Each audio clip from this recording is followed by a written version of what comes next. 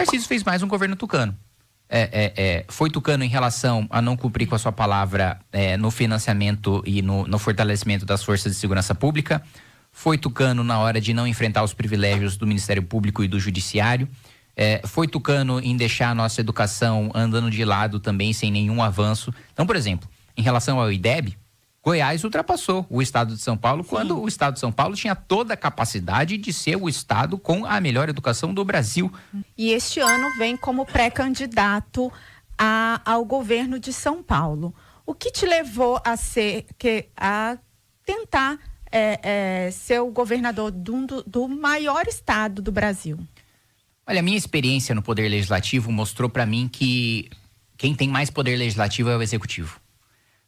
O Executivo é o que tem o poder de pauta, o Executivo é que tem os microfones, né? Quem sai do Palácio dos Bandeirantes ou do Palácio do Planalto e tem os microfones de todos os veículos de imprensa na porta é o governador, é o presidente da República, não são os parlamentares, né? Eu, como deputado federal, não tenho isso, de pautar o debate público, né? Tanto que, acabei de falar sobre a capacidade que o governo Lula tem de sequestrar um projeto que sequer é dele, como o meu de aumento de pena, pelo fato de ter esse poder de pauta, o poder de você mandar um projeto com urgência constitucional, o poder de você publicar uma medida provisória.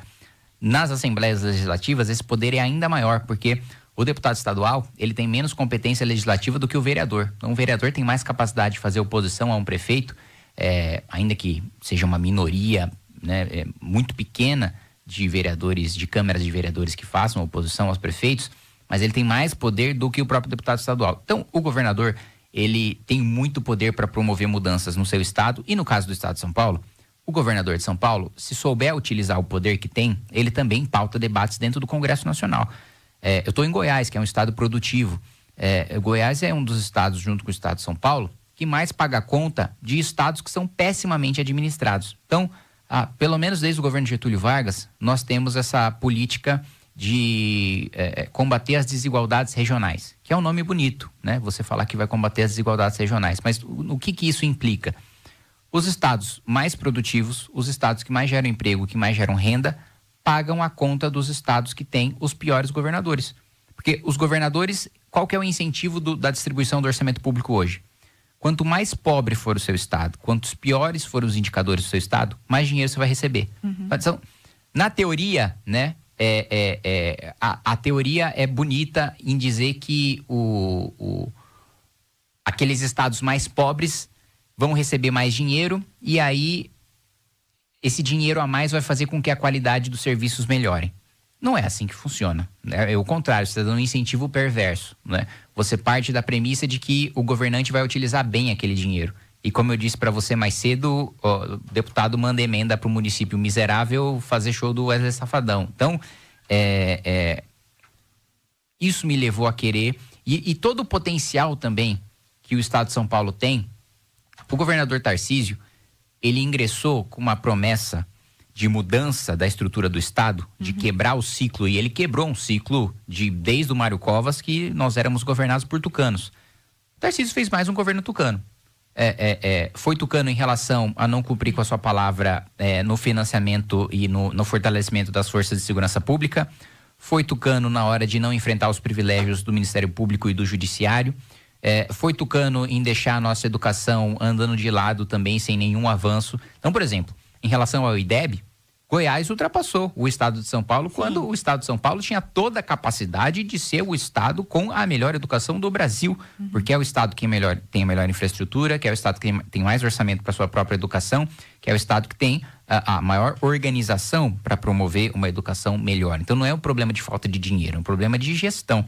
A gente ficou atrás, e a gente fica atrás no ensino médio, por exemplo, de Pernambuco, de outros estados, né, perdendo muito espaço para o Ceará na educação básica. Então, nós temos deficiências que são causadas por incompetência pura e simples, quando nós temos mais recursos do que outros estados que estão passando à nossa frente. Então, esse conjunto de fatores me leva a ter lançado a pré-candidatura ao governo do estado. Como você disse, o Tarcísio rompeu com essa, digamos assim, entre aspas, com a política tucana que vinha há muito tempo no estado de São Paulo. Hoje a gente vê no governo federal essa polarização entre PT e PL, e o partido Missão tem essa missão de também quebrar essa polarização? O Partido Missão, na realidade, ele vai ocupar o polo da direita, né? Eu acho que o Lula, ou o PT, a candidatura do PT, deve estar, provavelmente estará no segundo turno das eleições, e o nosso papel é representar a direita enfrentando o Lula no segundo turno, né? A gente sabe que a única possibilidade do Lula vencer as eleições é o Flávio Bolsonaro indo para o segundo turno, da mesma maneira como o Jair foi derrotado. Flávio, agora ainda pior, né, estando envolvido com todos os escândalos de corrupção que ele está, né? Pouquíssima coisa saiu ainda sobre ele do que tem para sair em relação ao envolvimento com o escândalo do Banco Master, né? Ele já foi pego, né? Ele já está na terceira mentira consecutiva em que ele foi pego. Primeiro não conhecia o Vorcaro, depois só conheceu antes de saber que é corrupto. Aí depois já tinha visitado ele quando ele estava de tornozeleira eletrônica, né? Então, assim, qual que será a próxima mentira que vai ter que ser contada? E eu acho que a próxima mentira a ser desmascarada é a de que todo o dinheiro foi pro filme. Gente, o Jim Caviezel, ele não custa 120 milhões de reais.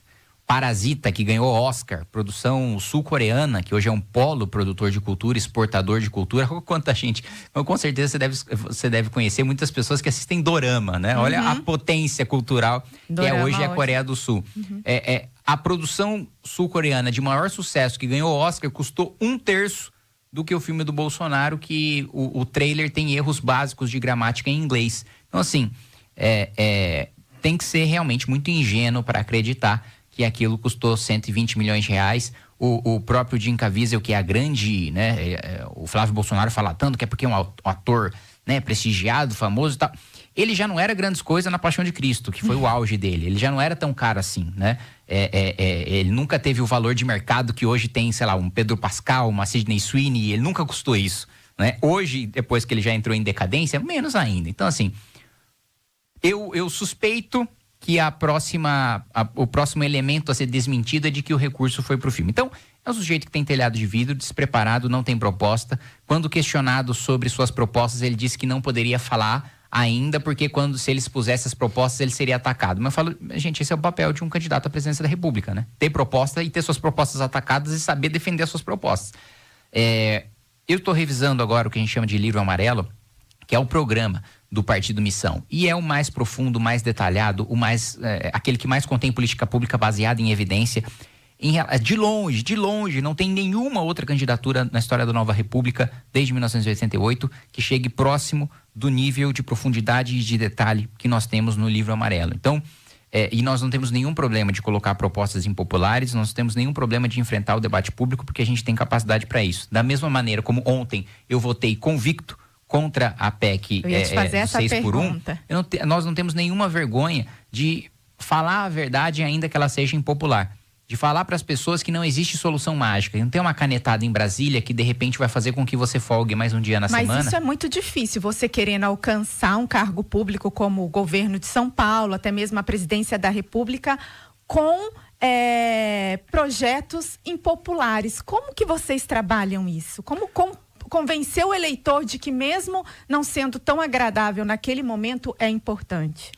Olha, eu vou falar para você, mesmo um assunto que está no ápice do populismo, que é a escala 6x1, literalmente milhões de pessoas estão assistindo o meu posicionamento e estão se convencendo, mesmo estando no ápice da popularidade dessa matéria. Eu vou falar para você, eu estava acompanhando aqui, vai ser o meu vídeo mais visto e mais curtido da história, de 12 anos de exposição pública que eu tenho, o meu posicionamento em relação à escala 6x1, no ápice do populismo dessa matéria, com voto desde a Erika Hilton até o Nicolas Ferreira, né? E o meu voto contrário, um dos únicos 20 corajosos, dentre 513, que votaram contra. Então, a verdade, ela é só uma questão de tempo, né? Até ela chegar, e o remédio amargo para pessoas que estão tão cansadas de escutar propostas fáceis e propostas populistas, ele tem apelo. E eu digo isso porque o Milei, na Argentina, ele veio com a proposta mais radical de cortes da história da Argentina. Extremamente impopular. Ele chegou na cara das pessoas e falou, olha, o salário de vocês vai ficar menor, você vai pagar mais caro na conta de energia, você vai pagar mais caro no gás, você vai pagar mais caro no aluguel, mas se a gente não fizer esse ajuste, você vai pagar ainda mais caro no futuro.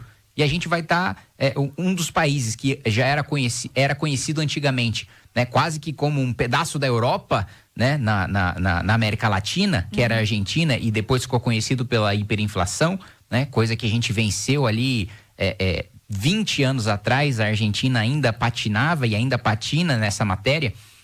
O Milei veio com um discurso de remédio amargo que colou. E depois de um ano de sofrimento da população por causa do amargor do remédio, agora ele está dando resultado. Agora diminuiu a miséria, diminuiu a pobreza, diminuiu a inflação, diminuiu a taxa de juros, diminuiu o endividamento. E é exatamente isso que a gente defende para o Brasil. Se não for para a gente vencer a eleição dizendo a verdade, a gente prefere perder. Por quê? Se a gente mentir, chega no poder e faz outra coisa, a gente já chega deslegitimado, a gente já chega desacreditado, a gente só vai ser mais um governo que prometeu uma coisa e na hora fez outra. Inclusive, para aumentar o nosso poder no Congresso Nacional, se a gente vence a presidência da República, a gente chega para o Congresso falando, olha, o povo legitimou este programa, este exato programa que eu estou mandando para vocês, acabou de ser legitimado pela urna. Isso tem muito mais força de tramitação dentro do Congresso Nacional. Então, nós não temos receio de defender a verdade, e até porque, modéstia à parte, nós temos mais capacidade do que a classe política de maneira geral para fazer defesas, ainda que elas sejam impopulares. E a gente não tem espinha de geleia. A gente não vai mudar de posicionamento porque a pauta é popular ou porque é impopular. Quantas e quantas vezes eu já não votei contra várias propostas populistas para várias categorias, quantas e quantas PECs que tinham lá 5 votos contra, sempre um meu, 10 votos contra, sempre um meu. Nunca me deixei levar por essas ondas populistas, até porque, eu repito o que eu disse ontem em plenário, eu exerço um mandato e eu disputo a eleição para fazer aquilo que a minha convicção manda, para fazer aquilo que meus princípios e valores mandam. Se é para fazer algo diferente disso, não existe razão para eu disputar a eleição, não existe razão para eu ter um mandato, porque eu não vivo de mandato, né? Pelo contrário, tanto de oferta que eu tenho para estudar fora, para trabalhar fora, para ganhar mais trabalhando menos do parlamento, é gigantesco. Então, eu não preciso disso para viver, né? Eu faço isso porque eu acredito, porque eu quero deixar um legado, porque eu não quero ter a vergonha de, assim como, infelizmente, a geração anterior, a geração dos meus pais, não foi capaz de entregar um país desenvolvido para minha geração, eu não quero passar essa vergonha frente aos meus filhos. Curtiu o vídeo? Então fortalece aí. Deixa o like, se inscreve no canal e ativa o sininho. Te vejo no próximo vídeo. Abraço.